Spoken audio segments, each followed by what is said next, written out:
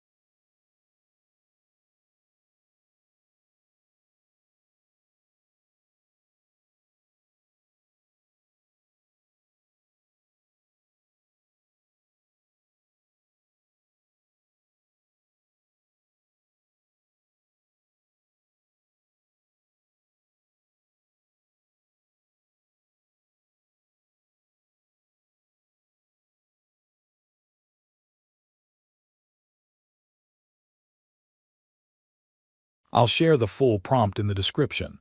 Please copy and paste.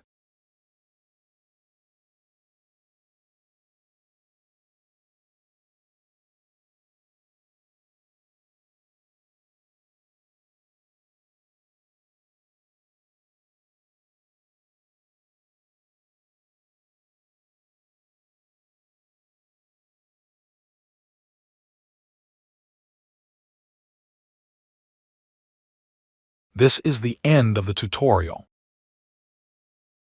Thank you for watching.